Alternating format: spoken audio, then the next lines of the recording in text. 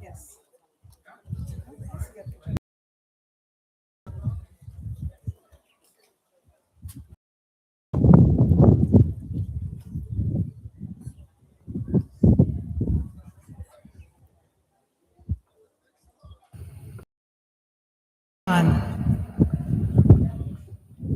And to When the Walls Answer.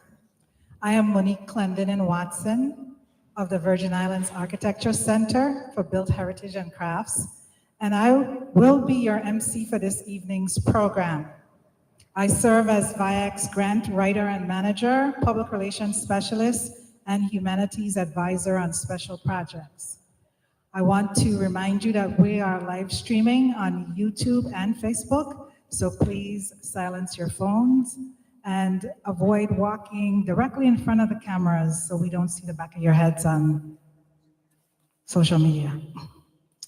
I want to start by taking a moment to thank the Creator of life for bringing us together today and for guiding and protecting us in all our endeavors, and to ask for a blessing on this afternoon's program.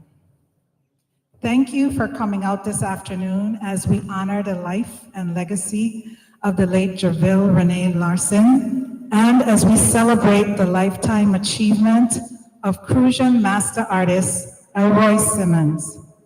For this afternoon's event, VIAC is partnering with the Department of Planning and Natural Resources, in particular its divisions of libraries, archives, and museums, and with its State Historic Preservation Office and its Historic Preservation Commission to honor both Gerville and Elroy. This event is partially funded by the Virgin Islands Council on the Arts and the National Endowment for the Arts. At this time, I would like to acknowledge all DPNR staff who are present, especially Assistant Commissioner Gisette Walker and DLAM Director Amy DeSorbo. I would also like to acknowledge the Virgin Islands Council on the Arts and any of their staff who are here with us today. If any one of you are here, please stand so we can acknowledge you. Thank you. Thank you for your partnership and your sponsorship. The Virgin Islands Architecture Center for Built Heritage and Crafts is a tax-exempt, nonprofit community development organization, and we are rehabilitating the Old Barracks Property on Hospital Street, Christiansted, and transforming it into a school for architecture, design, and building trades, and historic preservation. VIAC, as it is known, will also become the site of a cultural heritage visitors center that will tell the story of the Barracks Property, Hospital Street, Gallery.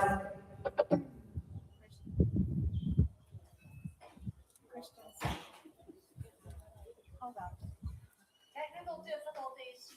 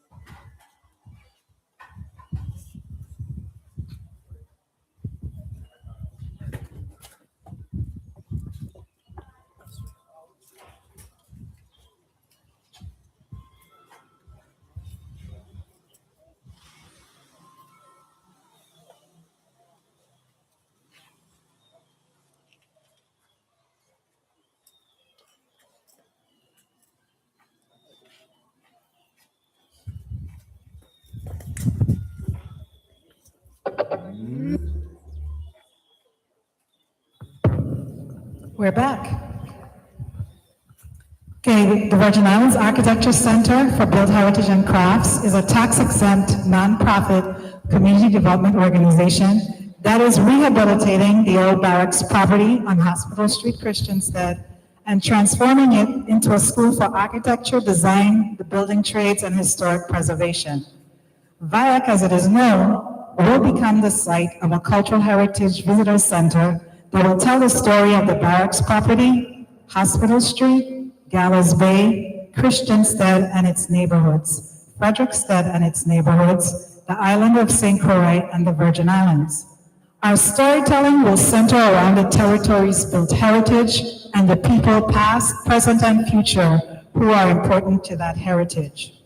VIAC is led by a board of directors, an advisory council, and is powered by staff and committed volunteers who have ushered its growth from an idea on paper in 2018 to a fully functioning nonprofit that offers programs that uplift our youth, our history, and our culture in 2026.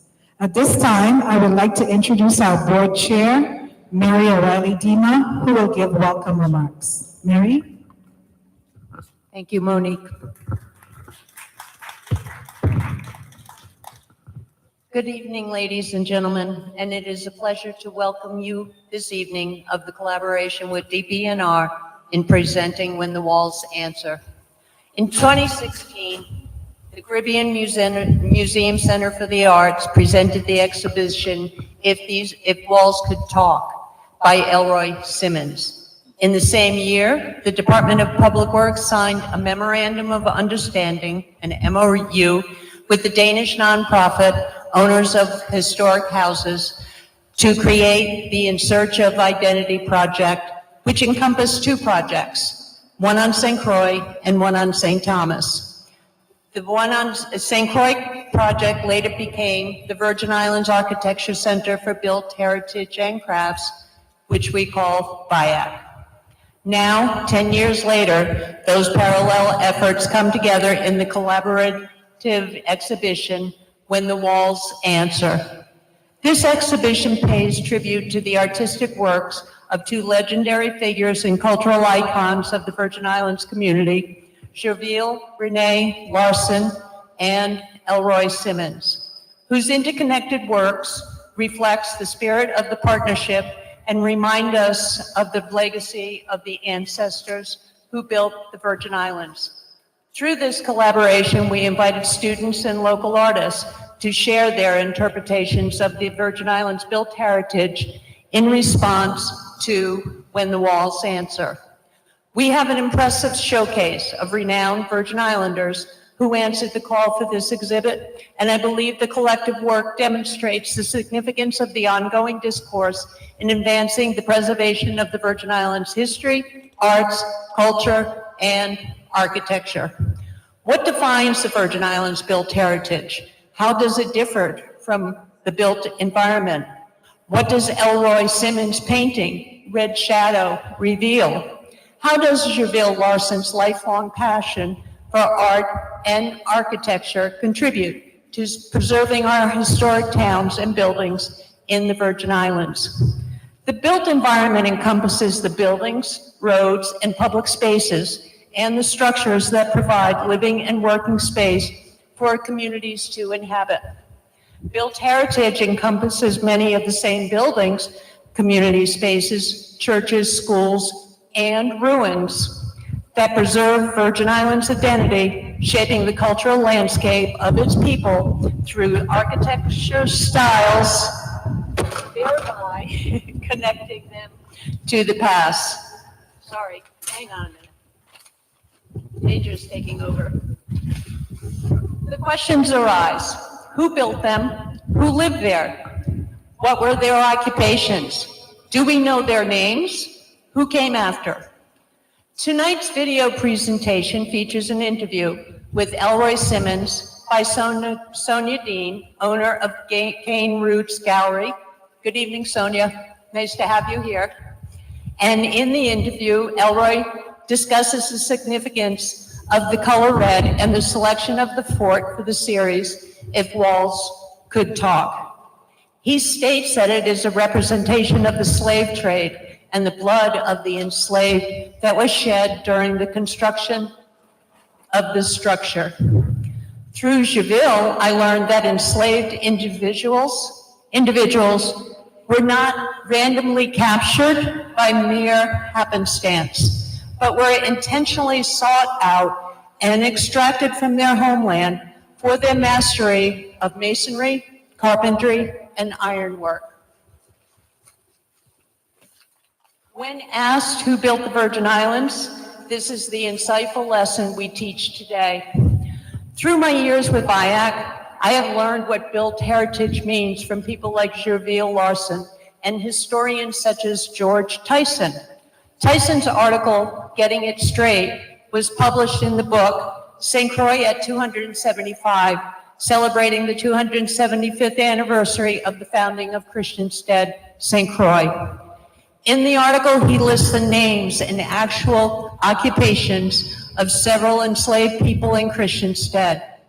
Then I thought I understood the lessons and story of the carefully selected tradesmen in the extraction of the African people in the slave trade.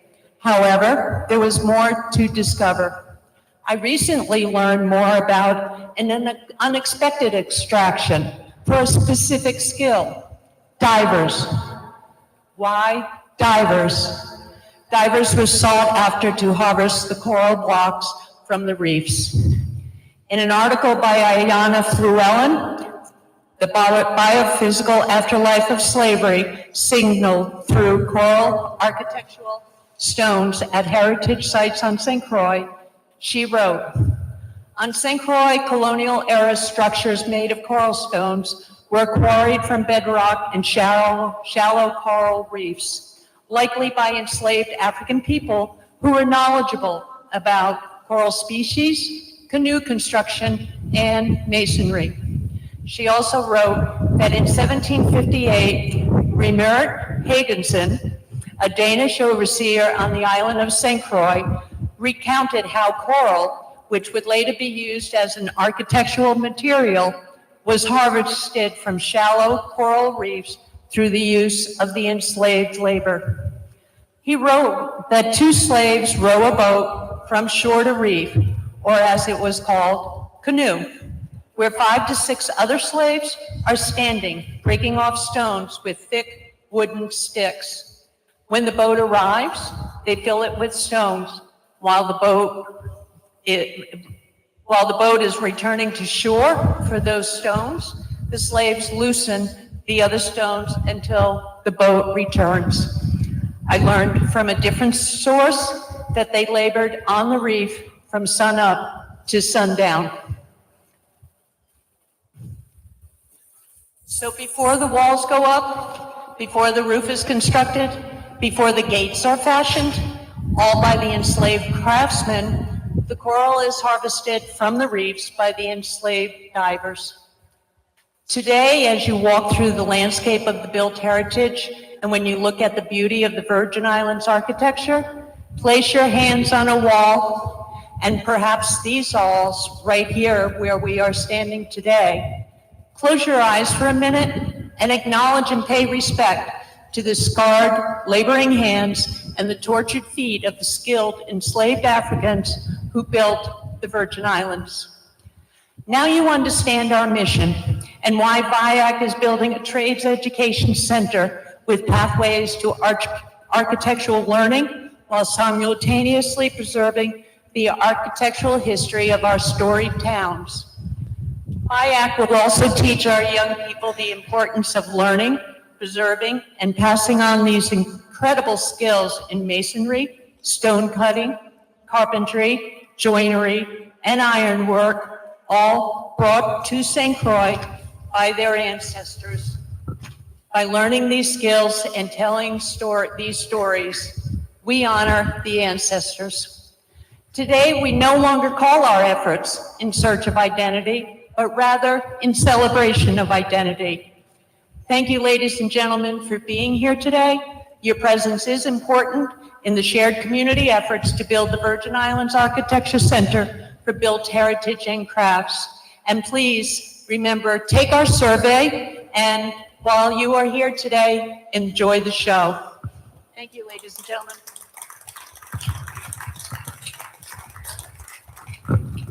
Thank you, Mary. VIAC's primary goal is to become an educational institute that offers degrees and certifications in architecture, design, the building arts, historic preservation, and cultural heritage development. This, of course, is a long-term goal, which we are steadily building towards. In the meantime, we are providing pipeline programs to interest and engage our young people in our historic architecture and in the importance and history of our towns. I would like to introduce Amanda Saki, our Operations and Education Director, to talk to you about our VAST program for high school students and our college internships. Amanda? Thank you, Renee. Tonight, as we gather for When the Walls Answer and celebrate our Virgin Islands artists, there are mediums and the craftspeople who so skillfully worked with stone, iron, and wood.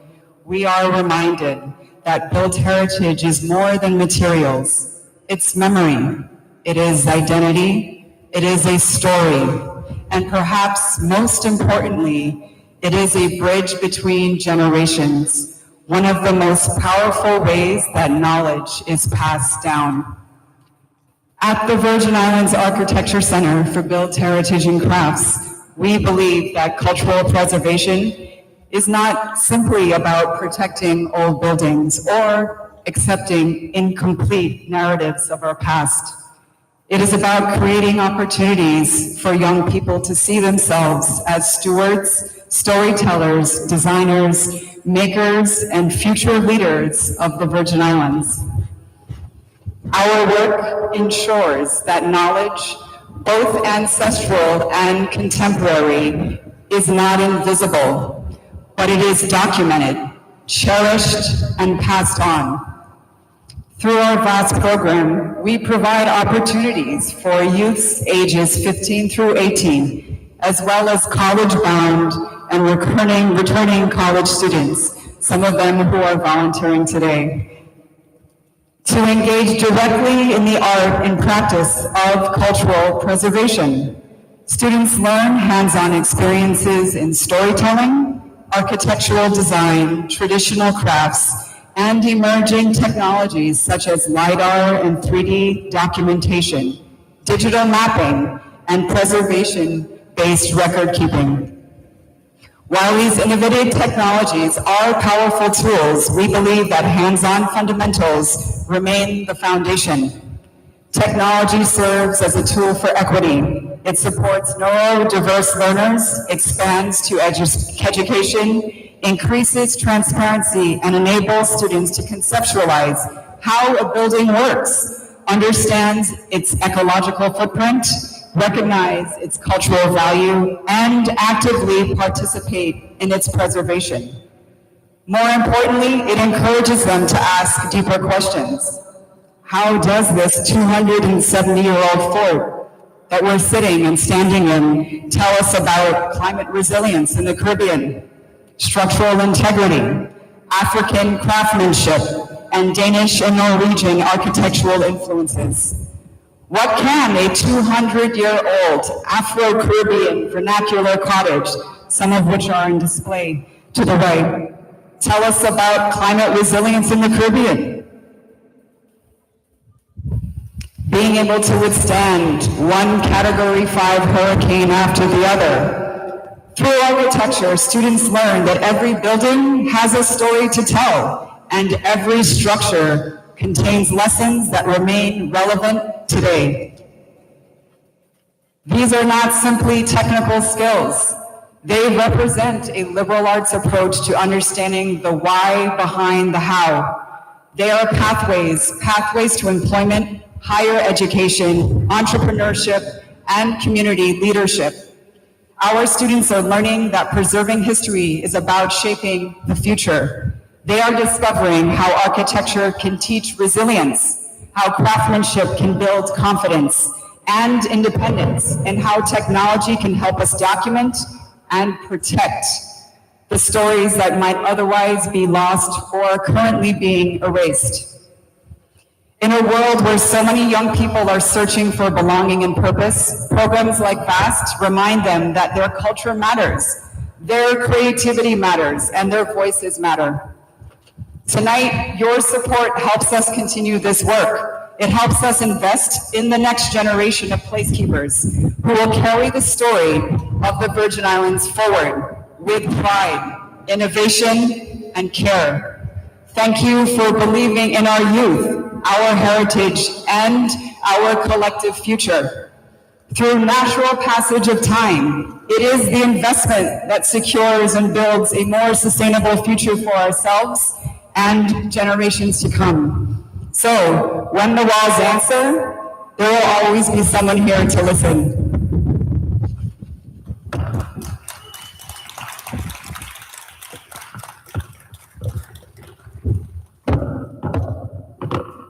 Thank you, Amanda.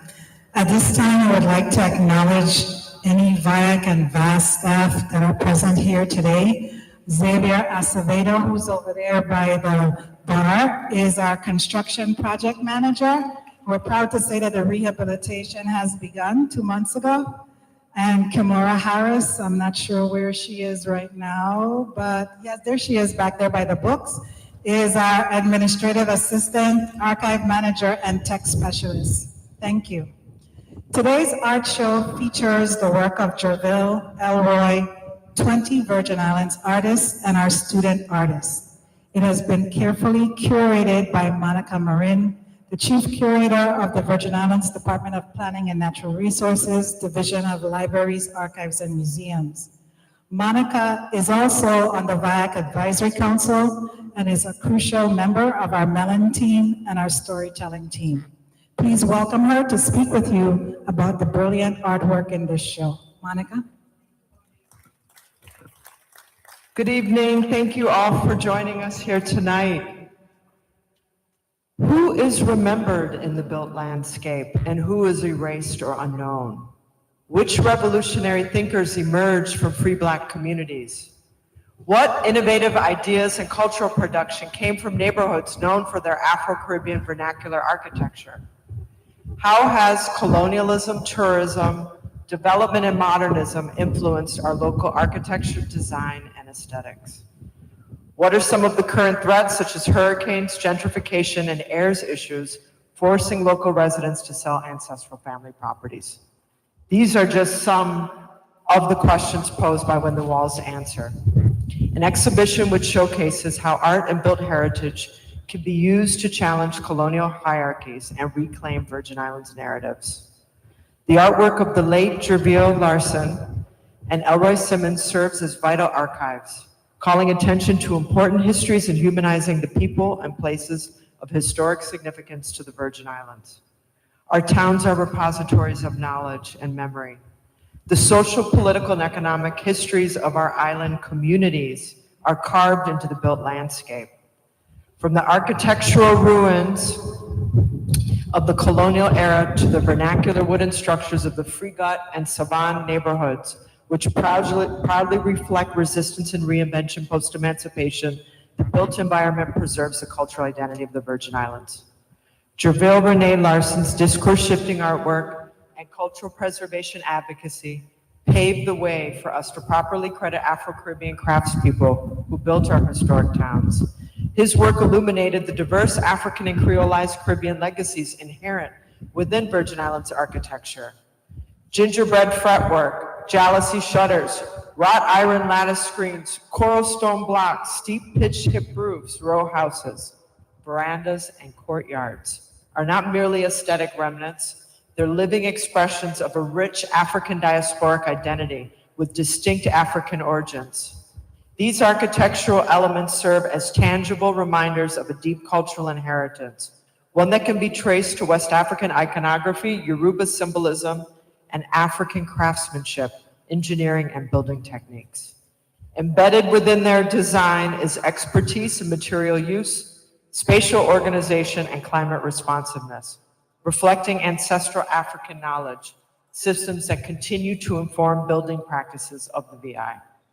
Larsen's work shines a light on the remarkable ingenuity of Virgin Islands' African forebears, who were more than an invisibilized workforce, but were masterful artisans who produced dynamic culture that continues to shape our everyday lives. Today, this architectural fabric is in danger of disappearing, along with the communities that gave it meaning. This exhibition proposes that art can do more than simply document what was before it is lost. It can also educate and inspire people to preserve these Black Virgin Island spaces as sacred sites of collective memory, belonging, and future building. Artists featured in the exhibition were invited to share work in which the walls answer back, calling attention to the dialogic, improvisational genius inscribed in our built environment. We hope this exhibit helps chart pathways toward cultural preservation, justice, and self-determination. We'd like to thank the following brilliant artists included in the exhibition: Gerville Rene Larsen, Elroy Simmons, Lloyd Dub Braffeth, Lavon Bell, Elwin Joseph, Lucian Downs, Cy Sebastian, Regina Key, Stephanie Shalana Brown, Janet Cook-Rutnick, Edney Freeman, Nathan Bishop, Luca Gasperi, Jalea Ganell, George Graham, Nicole Canagata, Mike Walsh, Johanna Bermudez Ruiz, Vegan Ellis, Waldemar Broadhurst, and VIAC's Talented Bass 2025 Summer Program student artists. Thank you.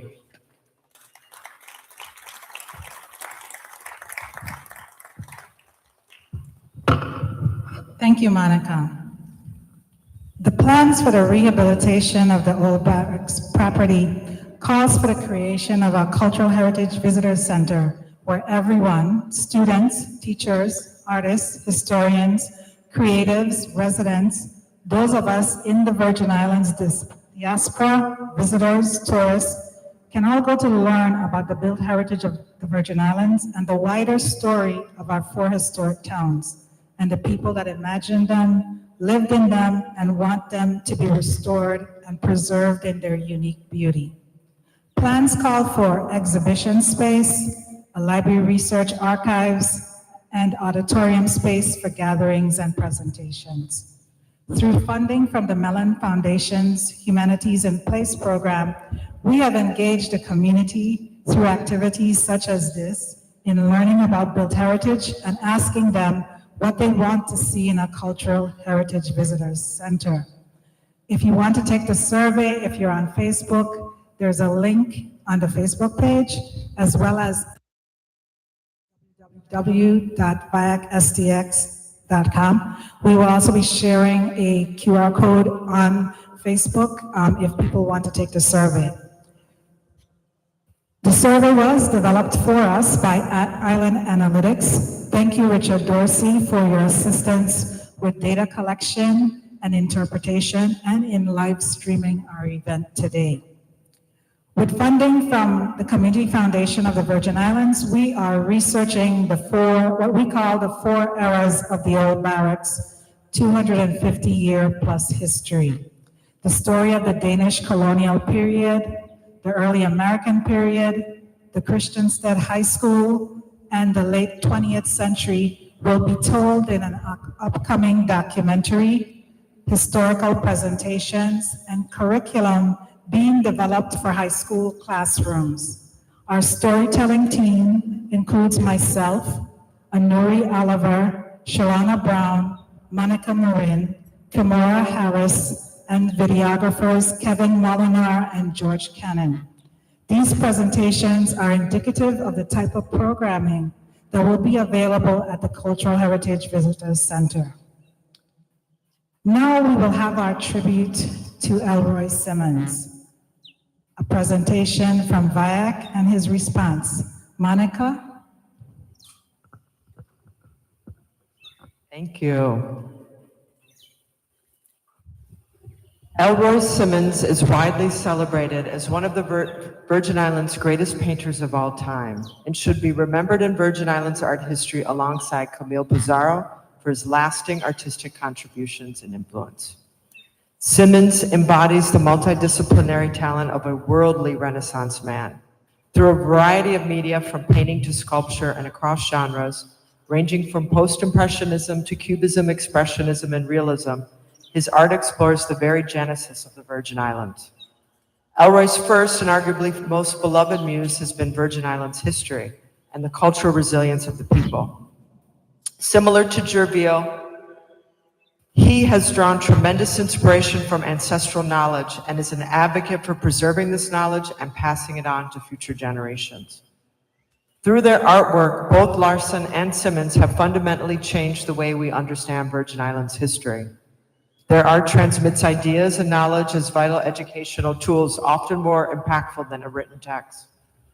Elroy Simmons is important not just because he's a master painter, but because his work has become part of how we teach Virgin Islands history, in classrooms, in our museums, in public memory, and in how Virgin Islanders see themselves and their history reflected back through art. His work reminds us of the visionary role of artists who look to the past for inspiration while understanding the present challenges to imagine a more just future. Simmons' work presents the history of the Virgin Islands and the important people and events in the fight for liberation, from scenes of everyday life to more subversive manifestations of resistance through Virgin Islands' cultural legacies, like Quelbe, with its critique of social ills, and important scratch musicians who come to life in his paintings. He highlights Virgin Islanders from historic figures to regular people, offering complex representations that act as a counter-archive, challenging stereotypes and omissions in the historical record. By focusing on painting the past, he's been able to challenge dominant narratives and Danish colonial perspectives that were the primary focus of how history was taught to him growing up. Important Black Virgin Islanders were not only absent in the records, but also largely missing in paintings and artworks depicting the Virgin Islands, while other representations by other artists, continental artists who'd moved to the islands, often lacked complexity, depth, and spirit. Simmons' work, however, centered Black Virgin Islanders, making sure that they were not just seen but celebrated, reimagining the canon and masterfully recontextualizing classical European tropes, challenging white mainstream beauty standards. One prominent example is his 1980s Miss VI America, a cubist expressionistic take depicting a proud Caribbean elder wearing her very best attire and hat as she goes out for the day. To reclaim the narrative, Simmons traveled deep into the archives. He went to Denmark for 15 months and researched, returning home, and took commissions painting murals depicting Virgin Islands history. For example, his fabulous epic mural in the back of the main art gallery depicting emancipation. He also illustrated the first Virgin Islands history textbook, Cleared a Road, for the then Division of Libraries and Archaeology. His paintings and sculptures put dignity and pride into the memory of the Virgin Islands' most important cultural icons and heroes that he painted into the record, humanizing the accounts. His works capture his lifelong fascination with color, light, and geometry, to his architectural subject matter, such as his If the Walls Could Talk series. That series of Fort Frederick works, for which in 2016 a retrospective was named after, and for which we pay homage to in the title of this exhibit, demonstrates an artistic vision rooted in St. Croix's spirit of resistance. Simmons reminds us that our historic places matter, that important revolutionaries stood up for justice and freedom right outside these walls, and this is where history happened. Like Gerville Rene Larsen, Elroy Simmons uses his art as a powerful placekeeping work, connecting Virgin Islands ancestors to the land and the important places of historic significance that must be protected, preserved, and elevated as sacred sites of Virgin Islands history. This very work is part of what we need to be doing and what we are doing in this project. It's part of preserving Virgin Islands' cultural identity. Simmons spent decades teaching art, and similar to Gerville Larsen, has advocated for the great need to have a school for the arts, to mentor young cultural producers on their path, believing in the immense talent of VI youth, and wanting to create opportunities and career paths at home in the arts and culture sector. Simmons has advanced an imperative that we must look within for our own advancement, that we must honor our own culture bearers, artists, and their local knowledge, instead of looking outside to the region to outsiders for authority. When co-curating Simmons' retrospective, If the Walls Could Talk with Nyaris Walker, back in 2016 at CMC Arts, we knew that it was important then to create an archive of such a monumental exhibit. I asked Virgin Islands writer David Knight Jr., one of my favorite Virgin Islands writers, especially how he covers art. And during that interview, Elroy regaled him with stories of his time in Denmark. According to David in his piece he published on the exhibit, when Elroy arrived in Denmark to attend the Royal Academy of Arts, his peers and classmates were extremely impressed with his immense talent, finding his work to be quite advanced, and questioned him as to why he traveled thousands of miles to attend an art school in Denmark. Simmons responded, "I want to learn how to paint masterpieces." He then went on to conclude that much of the way of seeing the world has since unraveled in the face of a simple truth, Simmons said, that he's learned along his journey. In later years, I found it to be true that the master that we've been looking for is within us. To look within for knowledge, to trust our own inner wisdom, ancestral guidance, Simmons' affirmations could not read stronger or truer. Elroy Simmons is a master artist who has directly inspired and paved the way for a new generation of artists. He certainly helped to set me and so many of my fellow artist peers from this era on our path. He continues to inspire us. We stand firmly on his shoulders and the shoulders of Gerville.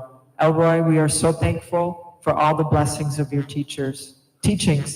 Can you please come up here? We have something for you.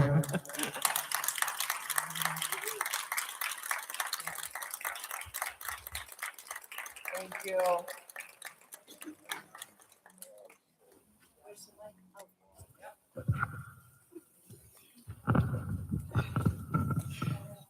So I'm going to do a balancing act here.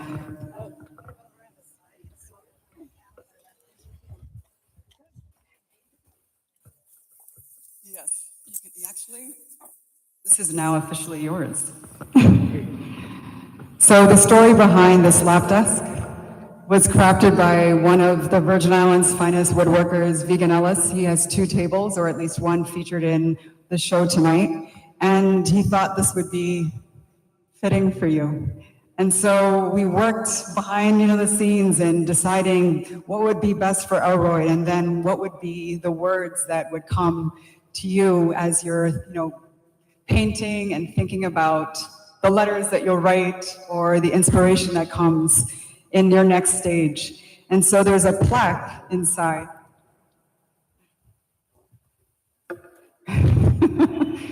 Also engraved by one of our Virgin Islands engravers, Mr. Mills. And so in this beautiful lap desk, we have recognition to an artist, a cultural storyteller, and a visionary, in recognition of your remarkable artistic legacy and your authentic portrayal of Virgin Islands' cultural heritage.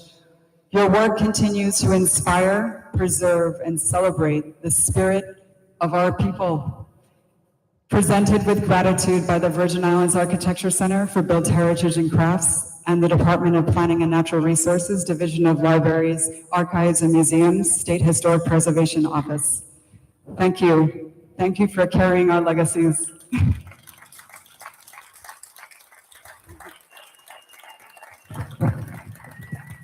Elroy, we also wish to give to you the book that we have from one of our advisory members, Ulla Lund, who was on our council from Denmark. And it is When Architecture Tells a Story.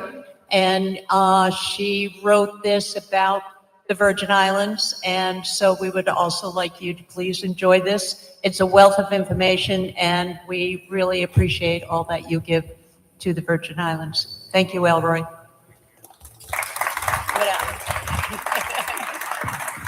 And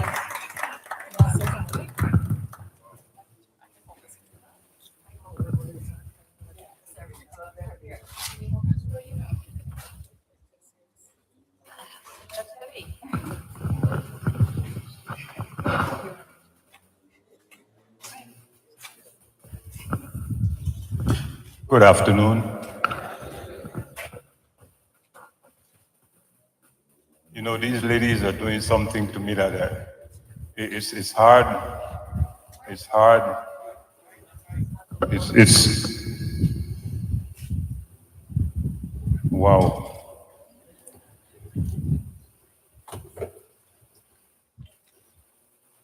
I'm really happy to see that so many of you came out also, and family, friends. Thank you all for coming. You know, listening to everything that was said, talking about architecture, it made me remember a few things. Let me take a chance and see how my memory is.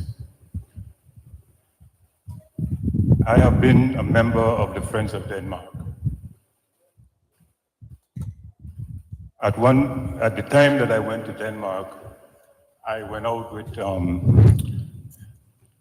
the president of the Danish West Indies Society, Einar Kirk, and we were at a museum looking. The museum had a coin with 3 figures on it, and some people feel that it's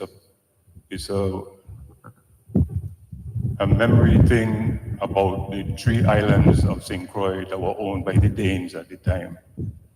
But the one thing that really took me and made me feel, wow, it's powerful to be what I am. We also visited one of the estates here in St. Croix.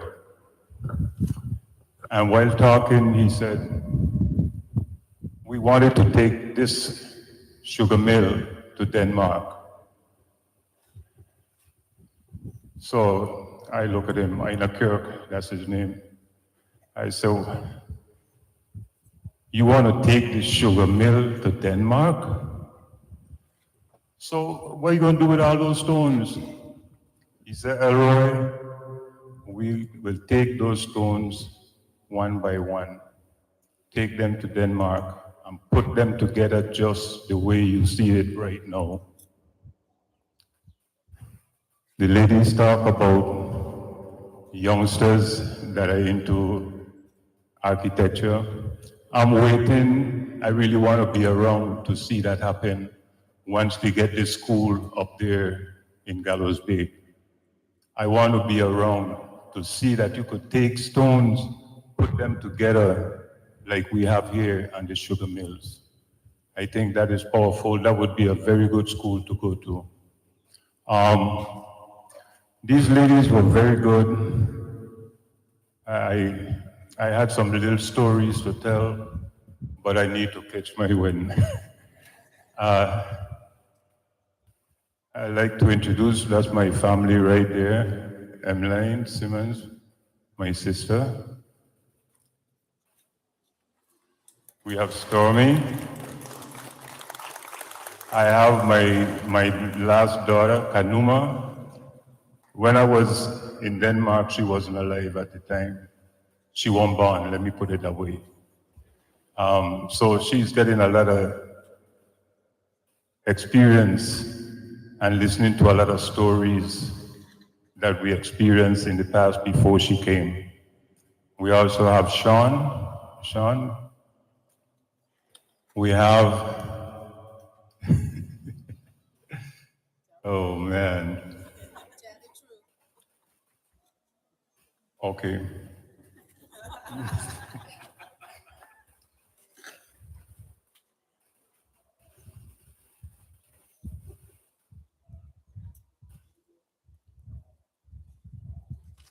I'm knocked out.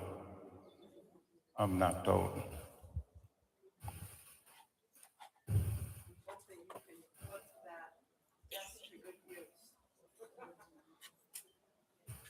I will.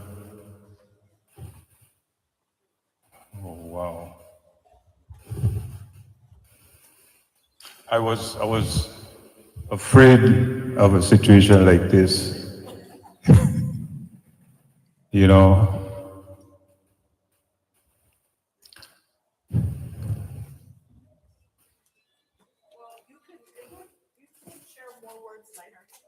okay. Yes, We're here till 8 o'clock. thank you. Seeing all of you is really pleasing. I'm very happy that you all came. Thank you for coming. Thank you for coming. Thank you for believing in me. God bless.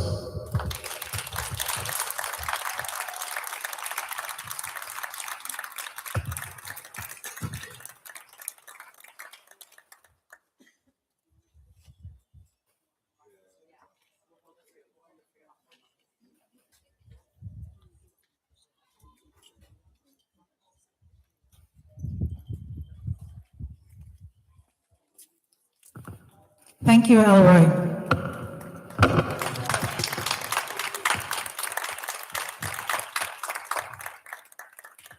Now we will begin our tribute to the late Gerville Larsen. We're going to start by calling on Colette Woodson Burgess to talk about his work on the Historic Preservation Commission. Colette?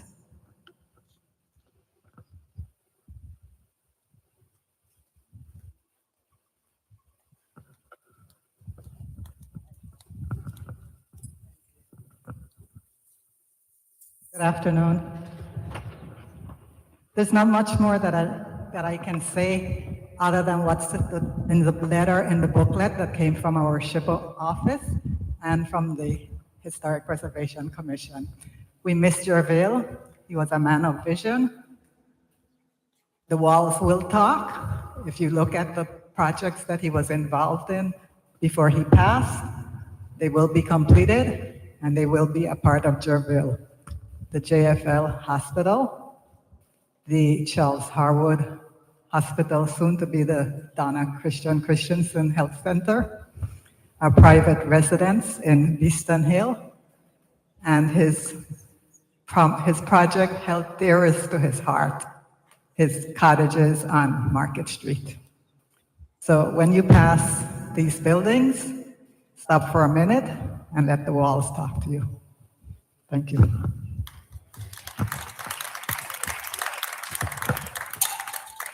Thank you, Colette.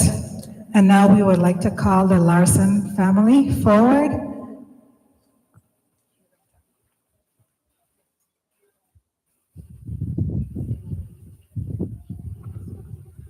Yes, Mary Dean, Miss, you don't want to call them forward now? Okay, 1 minute. Let Miss Dima speak first. I'm sorry. Okay, Lenny. Okay, this is a tribute to Gerville Rene Larsen, which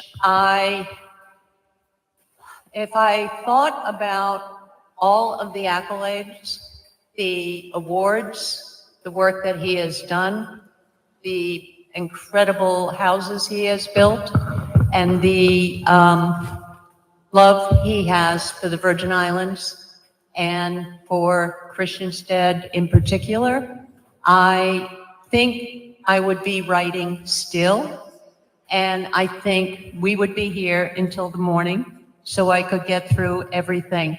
Because even tonight, I was just reminded by his mother that it is not just Christiansted that he was in love with. He was actually born in Frederiksted, and he did I don't think they're called kiosks, but the little pavilions that are out in the square right here in front of the fort, another project that I was completely unaware of. So my testimony, wanted to do something on a more personal note because everything I've read is amazing, but I don't want to repeat everything we are learning about and continue to learn about in the work that he has done. So I did call Larissa, his sister, earlier this week so we could sit down and talk, finally meet his mother. My apologies, I didn't reach out to you sooner, and get a little bit more of a personal background of Gerville's life. And this is my reflections of Gerville Rene Larsen. So when I think of Gerville Larsen today, I think of Christiansted town and how he spent a lifetime walking its streets, which he loved. He dedicated years to his work with the government in the departments of Public Works and DP&R, advocating and working to improve the landscape to benefit the lives of Virgin Islanders while protecting the built heritage and the Virgin Islands architecture. He continually expanded his advocacy for preservation and at one time served as board chair of the St. Croix Landmark Society. And of course, he was an enduring member of the Virgin Islands Historic Preservation Committee for many years. Gerville was nationally recognized as the Virgin Islands advisor to the National Trust for Historic Preservation based in Washington, D.C., a very distinguished achievement.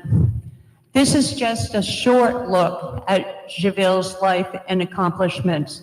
There is much more to know about him and his work, and as I said, if I tried to put it all in the tribute today, we could still be here in the morning, but we will post more on Facebook, and you can read about these different accomplishments. So I first noticed Gerville as the young man I saw walking past my store on Company Street in the 1990s.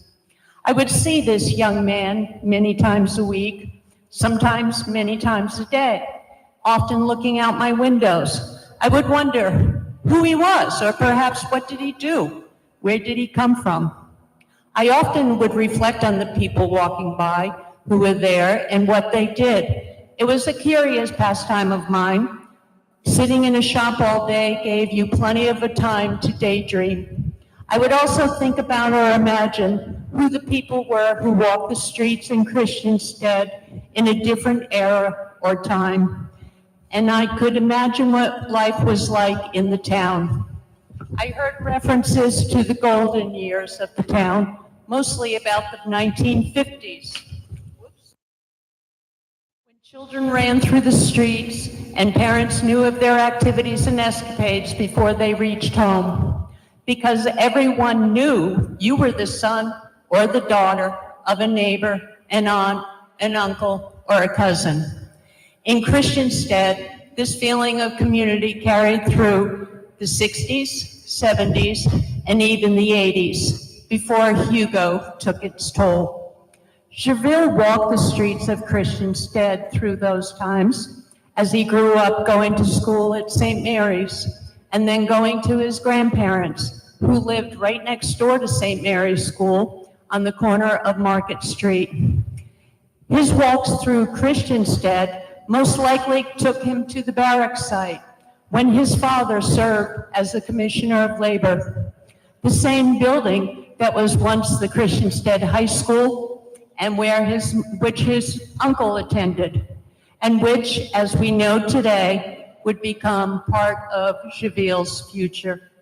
He knew the neighbors and the neighborhoods throughout town as he continued his education after St. Mary's to St. Joseph's, and then attended and graduated from St. Dunstan's. He would often be back in Christiansted at his grandparents' and walking through the streets of town. I spoke with Gerville's mother and his sister Larissa recently and was told that he was always loved and was inspired by art, and that he was fortunate to have the amazing artist Leo Carty as one of his teachers at St. Dunstan's. After graduation, Gerville attended Cornell University and earned a bachelor's degree in architecture. Cornell consistently ranks among the top programs in the country. During his studies, he spent a year in Rome, learned Italian, and after graduation, he returned to Florence, Italy, this time to work and absorb more of Italy's culture and history. Returning to the States, he moved to New York and worked as an architect in the international architecture firm KPF for about a year. Soon, during that time, his love for family and St. Croix was calling him home, and he moved back to St. Croix and worked in the government for several years, as I mentioned earlier. By 1999, Gerville was ready to strike out on his own, and he opened, I'm going to say this wrong, I'm sorry, Taylor Laris LLC at his grandparents' former home, which he also made into his home. This is around the time I would continue to see this young man walking back and forth on Company Street and wonder who he was. Not long after, I found out, and I finally met Gerville when my husband brought him by our house to design a landscape plan for our home. Finally, I knew who the young man was, and I soon learned of his talents in the field of architecture and of his many projects, especially in the early 2000s. Of particular interest to me was learning about his work with the VIDA, the Virgin Islands Denmark Apprenticeship Initiative, an exchange program with Virgin Islands and Danish youth providing training in trades education. This program ran from 2002 to either 2005 or 2006 for Gerville, a precursor to VIAC. I would not fully connect with Gerville until I attended the 2013 Christiansted Town Charrettes and organized by the Economic Development Authority. The charrettes were held to gather community input on the development of a Christiansted Town plan within the enterprise zone. The development of a plan was presented as a contest among local architects. In 2014, the town plan was submitted to the EDA and then presented to the community, and the plans were voted on by the community as a community choice and was also a juried selection by a committee in Puerto Rico. Within Gerville's plan was the development of an architecture center within the barracks site in the ruins of the Department of Labor and the former police station. His proposed plan for Christiansted was to develop it into a college town. This was a vision I could see, and I voted on it, thinking to myself, this has to happen. Gerville's town plan was the winning design, and I closely followed its slow progression. Finally, in 2016, architecture students from Denmark arrived on St. Croix to measure and analyze the building, provide as-built documentation, and explore the possibilities for what the school could become. As I mentioned earlier this evening, 2016 was the year that the MOU was signed with the Department of Public Works. There were setbacks from the very beginning, especially with the 2017 hurricanes causing destruction throughout the Virgin Islands, and as well, more obstacles still to come. But through Gerville's planning, we stayed the course with the original vision to rebuild, restore, renovate the two historic properties and develop an architectural and building crafts educational institute. From its inception, Gerville recognized the need to develop the plans in phases, and within it, to build a traditional trades education center first and train our youth in carpentry, masonry, and ironwork, the skills needed to restore and preserve the original architecture of the towns.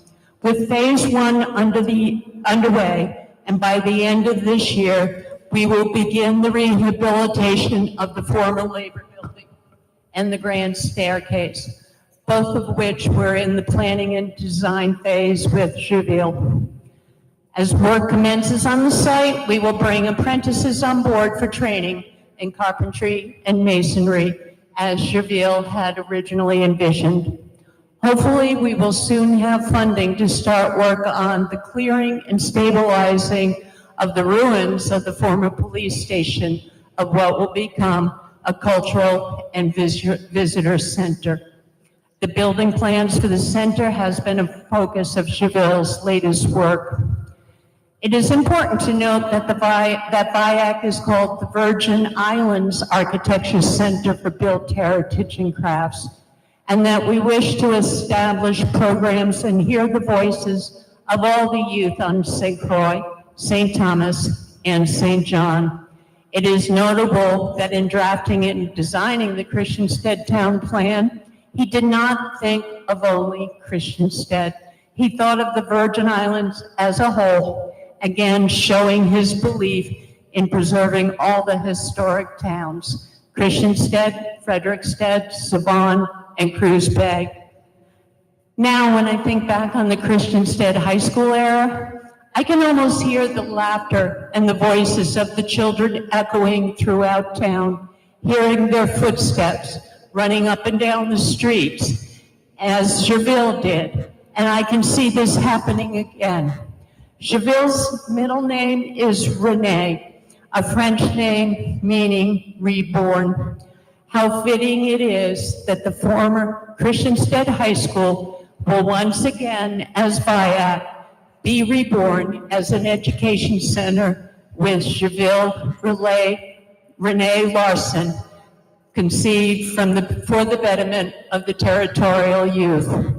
As students learn about the history of the towns, they will live about their possible future in the traditional trades. They will be introduced to and taught about architecture, preservation, and the meaning of built heritage. They will learn the names of the skilled artisans of the past, such as Thomas, a carpenter, Accra, a carpenter, Johannes, a blacksmith, and Kwashi, a warehouse worker, as documented by George Tyson, as they may learn the names of many high school students who went on to become the doctors, teachers, librarians, and government officials of the Virgin Islands, and perhaps imagine walking in their footsteps. We add the name Gerville Rene Larsen to their historical references: an architect, a preservationist, a seasoned traveler, a returning son, a sixth-generation Crucian who walked the streets of Christiansted and whose footsteps they can follow, and who will always be remembered as the visionary architect. Visionary architect who is the founder of the Virgin Islands Architecture Center for Built Heritage and Crafts. Thank you, ladies and gentlemen.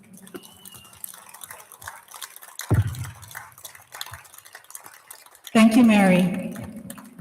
I wanted to take a minute to acknowledge our other board members who are here. Donna Christiansen. Yes. Christiana Williams.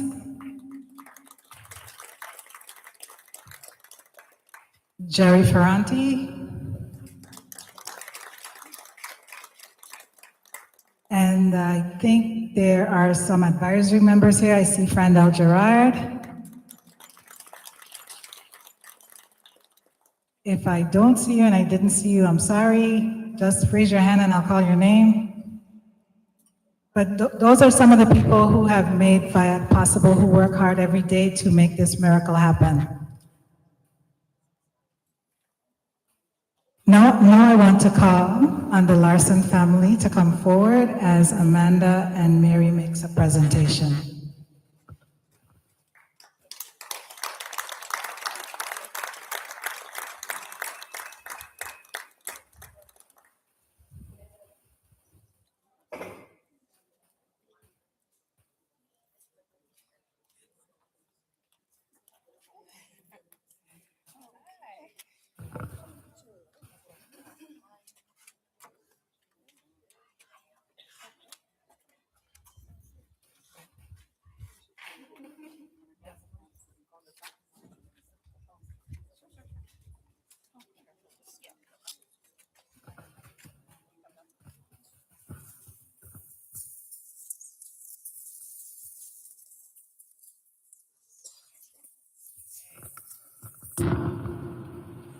Gerville Rene Larsen, architect, artist, preservationist, cultural steward, a visionary of place, memory, and design whose life's work transformed architecture into a vessel for cultural memory, identity, and resilience. His legacy lives on in the walls he preserved, the minds he inspired, and the future he helped imagine. We carry the light forward.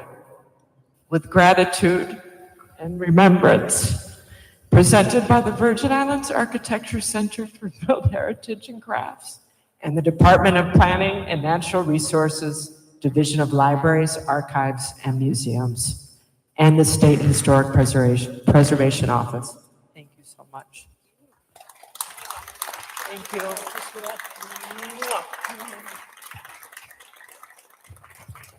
I'd also like to acknowledge Vegan Ellis for his incredible craftspersonship.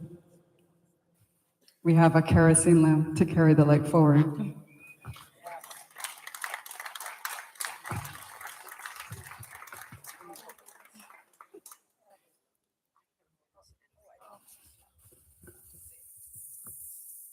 Thank you so much on behalf of my mother, Julia, myself, my brother, John. We have other family members here as well. Thank you so much for remembering Gerville, and we will carry the light forward. Thank you.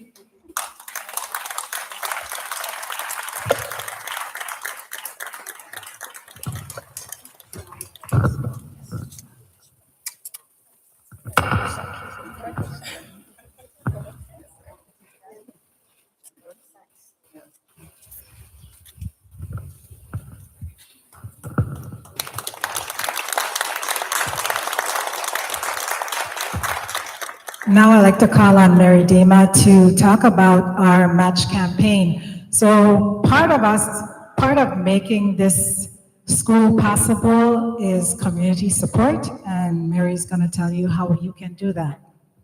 Thank you, Monique. So in the past year, we received an anonymous gift in the amount of $50,000 for a matching fund. In managing the campaign, I learned of a charming Crucian expression, 1-1 full basket. Ladies and gentlemen, with your community's support, let's rebuild the barracks site. Let's provide a financially stable future and educational pathways for our territorial youth. Let's continue to support Gerville Rene Larsen's visionary plan. Together, let's build VIAC. We need your support for every dollar you give tonight or anytime. This is ongoing until the end of August. An equal amount will be matched from the gift. 1-1 full basket. Thank you, ladies and gentlemen.